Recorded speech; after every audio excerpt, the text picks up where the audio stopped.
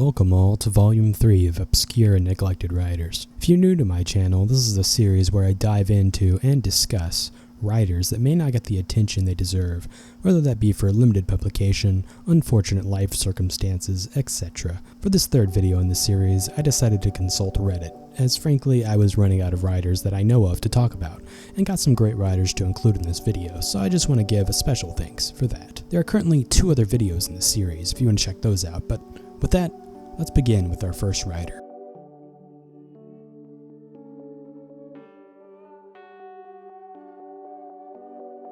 Born into privilege in Lancashire, England in 1917, Leonora Carrington would be raised on folk tales told to her by her Irish nanny, much of which the inspiration can be found in her work. She would struggle within her family to live up to the societal expectations that were placed on her as a woman of the time, and after being expelled from multiple convent schools, she would enroll in 1936 to a new art academy in London founded by painter Amédée Azafont. While in London and exposed to the surrealism through art books, she would come into contact with the surrealist painter Max Ernst. Ernst is currently known for such paintings as The Elephant Celibus and Aqueous Submerus. Though he was married when the two first met, Ernst would eventually divorce his wife and travel off to France with Carrington. This relationship wouldn't last long though, due to the unfortunate circumstances of, well, you know, that mustached German menace. Ernst would be imprisoned in an internment camp and Leonora would flee to Spain. While in Spain, possibly due to the stress she had just went under with Ernst being in prison and all, as well as the other problems going on at the time, Carrington would be admitted to a psychiatric hospital after undergoing a nervous breakdown. She would eventually write of her times here in a 1972 memoir titled Down Below. Quote, "Exactly 3 years ago, I was interned into Dr. Morales' sanatorium in Santander, Spain, Dr. Pardo of Madrid, and the British consul having pronounced me incurably insane. Since I fortuitously met you, whom I consider the most clear-sighted of all, I began gathering a week ago the threads which might have led me across the initial border of knowledge. I must live through that experience all over again, because by doing so I believe that I may be of use to you, just as I believe that you will be of help in my journey beyond that frontier by keeping me lucid and by enabling me to put on and to take off at will the mask which will be my shield against the hostility of conformism." End quote. Although more famous for her paintings, many of which serve as the cover art for her writings, Leonora Carrington was a multi-talented artist in many different mediums, and for this, of course, I'm wanting to discuss her other writings. Within her writings, she wrote many short stories and novels focusing on the surreal and the uncanny, much like her paintings. The most apt of these to explore the medium of surrealism would be that of the 1974 novel, The Hearing Trumpet. The Hearing Trumpet tells the story of a 92-year-old woman by the name of Marion Leatherby, who's gifted a hearing trumpet due to her lack of hearing, and in using it, discovers her family's intentions of putting her in an institution. When Carmela gave me the present of a hearing trumpet, she may have foreseen some of the consequences. Carmela is not what I would call malicious. She just happens to have a curious sense of humor. The trumpet was certainly a fine specimen of its kind without being really modern. It was, however, exceptionally pretty, being encrusted with silver and mother-of-pearl motifs and grandly curved like a buffalo's horn. The aesthetic presence of this object was not its only quality. The hearing trumpet magnifies sound to such a degree that ordinary conversation became quite audible even to my ears. Here I must say that all my senses are by no means impaired by age. My sight is still excellent, although I use spectacles for reading when I read, which I practically never do. True, rheumatics have bent my skeleton somewhat. This does not prevent me taking a walk in clement weather and sweeping my room once a week, on Thursday, a form of exercise which is both useful and edifying. Here I may add that I consider that I am still a useful member of society, and I believe still capable of being pleasant and amusing when the occasion seems fit.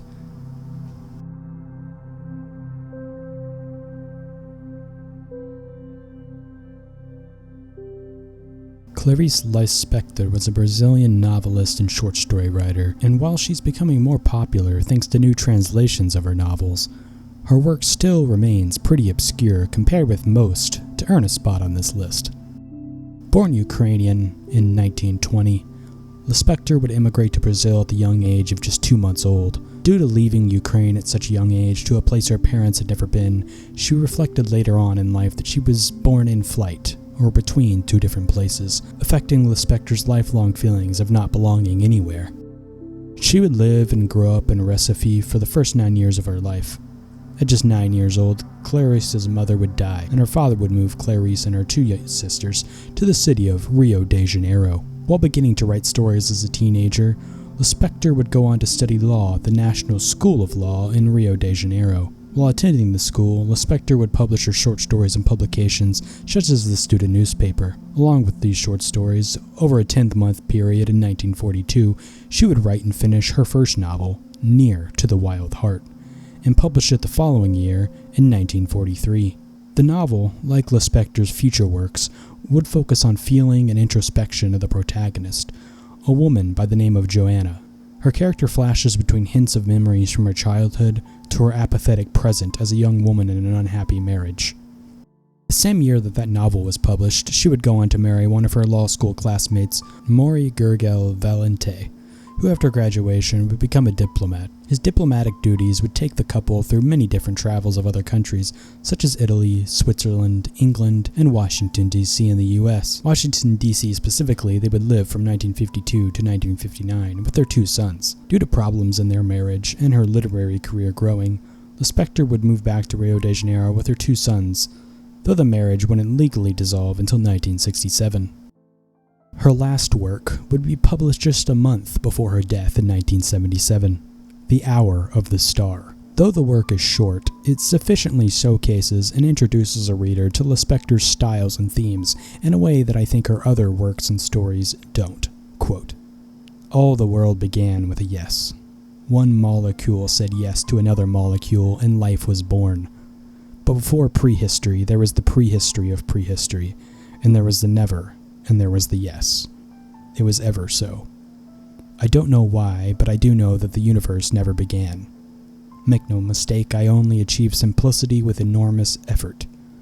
As long as I have questions and no answers, I'll keep on writing." End quote.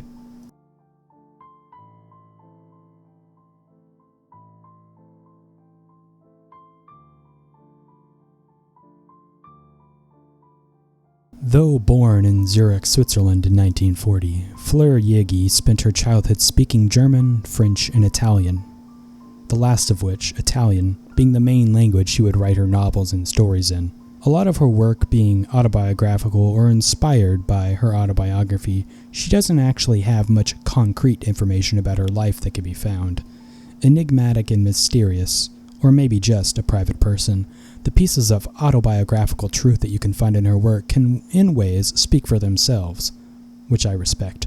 We see hints of her mother, but more specifically sharper is the character of her father. For example, in her novel, Sweet Days of Discipline, she traces a character by the name of Eve, whose days are spent in between boarding schools and living in and out of hotels with her father, much of which seems to be true to the life of Jaeggy herself. Much like the temporary homes Jaeggy traversed throughout her childhood and detached from any place of truly consistent being, her father was seemingly a detached man as well, disconnected from his own daughter, and even himself. The character and alter ego of Jaeggy's childhood self in the book. Eve's schooling is spent walking the same grounds as a writer I covered in my last video, Robert Walser, and recalling the spot that Walser passed away at. Quote, "At 14, I was a boarder in a school in the Appenzell.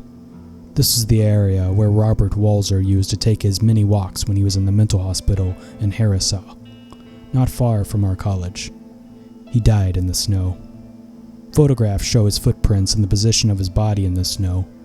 We didn't know the writer, and nor did our literature teacher." End quote.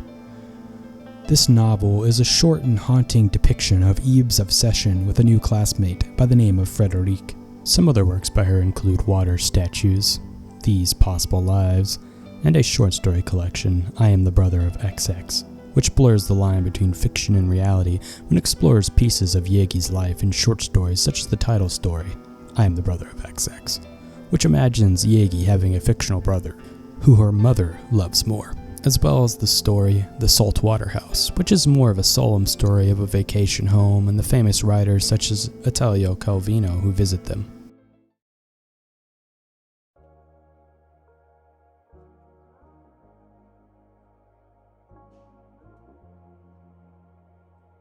Born in Warwickshire in 1907, Barbara Comyns was the fourth of 6 children of Albert Edward Bailey and Margaret Eva Mary, though the children would mostly be raised by governesses on their family manor of Belcourt. Their father would die soon in 1922 when Comyns was just 15 years old and Belcourt, the manor, would be sold. Comyns would then move her artistic aspirations into that of art school, attending the Heatherley School of Fine Arts in London. While attending the school, she would marry another student and longtime childhood friend John Pemberton, being the nephew of the president of the Artists' Society, the London Group, and famous artist Rupert Lee. This opened up opportunities for the couple as they exhibited and got involved in the London art community of the 1930s. Comyns mingled with poets such as Dylan Thomas and painters like Augustus John. While the couple would have 2 children together, the marriage would sadly end. In 1935, they would separate. Later in the 1930s, though unspecified in the actual year, Barbara would begin a relationship with a black marketeer by the name of Arthur Price. Though Price worked in black marketeering, whatever that means, Comyns would generate income through various odd jobs such as modeling, breeding poodles, repairing pianos, drawing for advertisements, and selling antique furniture. None of these jobs be enough to sustain her, and with the outbreak of World War II, Comyns and Price's relationship would break down, leading them to separate. Leaving this relationship, Comyns would take her 2 kids and find a job in Hertfordshire as a cook in a country house. While working this job as a cook, she would find time to begin her writing, where she wrote many vignettes and memories of her childhood. Though it wouldn't be until the late 1940s, after the war, when Comyns would publish these vignettes as stories in Lilliput magazine before finally being collected into a full-length novel titled Sisters by the River. Upon publication of this novel, her second novel, Our Spoons Came from Woolworths, would already be accepted for publication and would be published in 1950. Our Spoons Came from Woolworths is a largely autobiographical novel based on Comyns' marriage to John Pemberton and their life in the 1930s London art scene. It would tell the story of Sophia and her husband Charles, who are young, newly married painters who have 2 children and a pet newt. Sophia models for painters as well as has an affair with an old art critic by the name of Peregrine. While much of the novel is autobiographical, I'm unsure exactly which parts are imaginary, as some of the aspects of the novel are fictional. Comyns would write multiple other novels after this, such as Who Was Changed and Who Was Dead, The Vet's Daughter, and Out of the Red into the Blue.